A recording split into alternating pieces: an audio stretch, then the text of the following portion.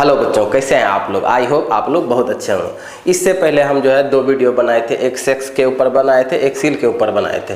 इन दोनों वीडियो में जो है कई सारा कमेंट आया और कई सारे बच्चों का जो है सवाल रह गया था। अब कई सारे बच्चों का क्या क्या सवाल था, चलिए उसको आज हम पढ़ेंगे और उन सभी सवालों का हम जवाब देने का प्रयास करेंगे। चलिए देखते हैं क्या बच्चों के द्वारा क्या पूछा गया था। बच्चों के द्वारा पहला क्वेश्चन पूछा गया था कि सेक्स करने के लिए लिंग की मोटाई और लंबाई कितनी होनी चाहिए। बोलता है कि सेक्स करने के लिए जो है लिंग का मोटाई और लंबाई कितना होना चाहिए, जिसके कारण से हमको प्लेजर मिल पाए। इन सभी चीज़ों को आज हम समझेंगे।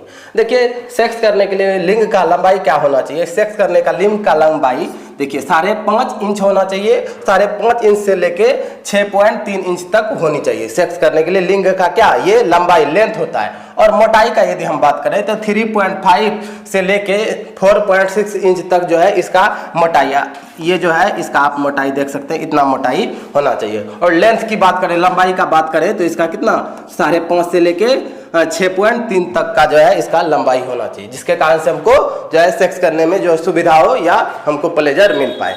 और दूसरा प्रश्न क्या है बच्चे के द्वारा, सेक्स करने के लिए लिंग में कंडोम लगाना चाहिए या नहीं, इसके बारे में आज हम समझते हैं। क्या होता है कि हम सेक्स जो है नॉर्मल लिंग के थ्रू भी हम कर सकते हैं, लेकिन अब हम क्या होगा कि यदि हम सेक्स करेंगे उसमें तो यदि हम कंडोम लगा लेंगे तो कंडोम क्या करता है, हमको एक सेफ्टी का काम करता है। हमको ऐसा होता है कि हमको सेक्स कर रहे हैं, उसमें हमको प्लेजर मिल रहा है और हम लॉन्ग टाइम के लिए कर रहे हैं, तो उसमें से हम क्या होगा, यदि हम कंडोम लगा लेंगे तो उसमें से क्या होगा, जो है पीरियड आने के दरमियान में भी हम यदि सेक्स कर लेते हैं तो उसमें से क्या होगा, शुक्राणु नहीं जाएगा। शुक्राणु नहीं जाने के बाद जो है यदि हम जिस महिलाओं के साथ या कर रहे हैं या पत्नी के साथ या वाइफ के साथ कर रहे हैं तो उसमें से जो है होगा जो है प्रेग्नेंट होने की संभावना नहीं रहेगा। इसीलिए जो है हम कंडोम का प्रयोग करते हैं। अब दूसरा प्रश्न बच्चे के द्वारा क्या पूछा गया है कि सर जो है शादी से पहले हम सेक्स करना चाहिए या नहीं चाहिए। शादी से पहले हमको क्या सेक्स करना चाहिए या नहीं करना चाहिए। देखिए, भारतीय कानून के अनुसार से जो है यदि आप 18 साल से प्लस यदि आपका उम्र हो गया है तो आप जो है नॉर्मली सेक्स कर सकते हैं। वो किसी भी जो है व्यक्ति के साथ या किसी भी गर्ल्स के साथ आप कर सकते हैं, लेकिन दोनों का एज कितना होना चाहिए, 18 से प्लस होना चाहिए, जिसमें से लड़का उसमें से वयस्क हो जाता है। 18 साल के बाद क्या होता है, लड़का सेक्स करने के योग्य हो जाता है। आप जो है किसी भी जो महिलाओं और लड़की के साथ आप सेक्स कर सकते हैं, लेकिन दोनों का स्वेच्छा होना जरूरी है। ये जो होता है शादी से पहले, हाँ हम शादी से पहले हम भी सेक्स कर सकते हैं, इसमें से कानून इसमें से कोई भी बंधन नहीं है, हम शादी से पहले भी हम सेक्स कर सकते हैं। और अब आगे का प्रश्न है कि बच्चे के द्वारा पूछा गया था कि सेक्स करने के लिए क्या क्या फायदे भी होते हैं। बोलता है कि सर क्या सेक्स करने से फायदे भी होते हैं। हाँ, जो है सेक्स करने से जो है कई सारे हमको फायदे होते हैं। क्या क्या चीज का फायदा होता है, चलिए हम समझते हैं। देखिए, सेक्स करने से क्या फायदा होता है। पहला फायदा होता है कि रोग प्रतिरोध क्षमता का बढ़ाव होना, मतलब रोग प्रतिरोध का क्षमता क्या हो जाएगा, बढ़ जाएगा हमारे अंदर में। जैसे मान लेते हैं कोई छोटी मोटी बीमारी, माथा दर्द या लगेगा कि हाँ जो है दिमाग खराब टाइप में, इस टाइप में जो है कई सारे जो है छोटी मोटी बीमारी जो वो क्या करता है, रोग प्रतिरोध की क्षमता को क्या कर देता है, बढ़ा देता है, जिसके कारण से हम जो है सेक्स करने के बाद हम फ्री महसूस करते हैं। दूसरा क्या कहता है, सेक्स करने से दूसरा फायदा क्या होता है, सेक्स करने से जो है बेहतर नींद आ पाती है। हम यदि हम जो है सेक्स करने के बाद हम सोते हैं तो गहरी नींद में हम सो सकते हैं। ये दूसरा फायदा है। आगे फायदा क्या है, तो तीसरा नंबर फायदा क्या है, इसमें जो है रक्तचाप में कमी आना, जिसका मान लेते हैं बीपी जो है बहुत हाई आ गया, बीपी हाई आ गया, किसी से कोई बात हुआ तुरंत गुस्सा में दे दिया 2 फैट, गुस्सा आ जाता है। उसमें क्या होता है, यदि हम सेक्स करते हैं तो उसका बीपी जो है नॉर्मल मतलब कम हो जाता है या कम ही रहता है, जिसके कारण से आदमी सुरक्षित फील करता है।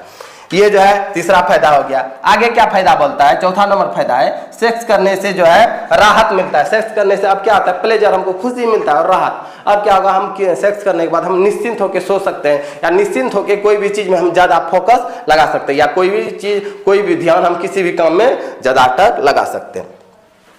आगे 5वां नंबर फायदा क्या है, बोलता है सेक्स करने से क्या होता है कि रिश्तों में मजबूती आता है। अब सेक्स करने से रिश्तों में मजबूती किस प्रकार से आता है, मान लेते हैं कि एक लड़का है और उसका एक गर्लफ्रेंड है। गर्लफ्रेंड का नाम है कुछ भी, मान लेते हैं कि XYZ कोई भी नाम है। अब क्या होगा, उस लड़के को छोड़कर जो है दूसरे लड़के से शादी कर लिया गार्जियन के प्रेशर के कारण। अब क्या हो गया, पहले वो किसको पसंद करता था, अपना बॉयफ्रेंड को पसंद करता था।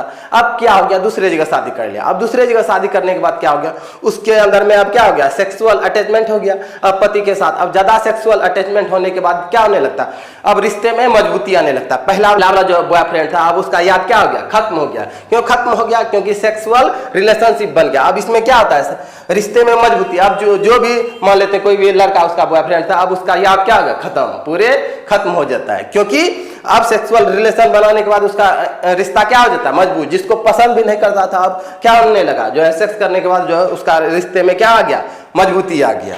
ये जो है 5वां नंबर फायदा है। अब क्या आता है, प्रोस्टेट कैंसर जोखिम कम होना। बोलता है प्रोस्टेट जो है कैंसर होता है, इसका जोखिम भी क्या हो जाता है, कम हो जाता है। इसमें प्रोस्टेट कैंसर होने की संभावना क्या होता है, कम हो जाता है, घट जाता है। ये हो गया। अब आगे का प्रश्न क्या है, बच्चे के द्वारा पूछा गया था प्रश्न है कि सेक्स करने का मन लड़का का होता है या लड़की का। अब ये जो है सवाल नॉर्मल है कि सर सेक्स करने का मन सिर्फ लड़का का ही होता है या लड़की का। सेक्स करने का मन जो है दोनों का होता है, लड़का का भी और लड़की का, दोनों का होता है। तब अटैचमेंट जो है लड़का लड़की के ऊपर और लड़की लड़का के ऊपर अटैचमेंट हो जाता है, जिसके कारण से वो सेक्स होना स्टार्ट हो जाता है। इसीलिए अटैचमेंट दोनों की तरह, लड़के का भी मन करता है और लड़की का भी मन करता है। ऐसा नहीं कि सिर्फ लड़का का ही मन करता है, ऐसा नहीं है।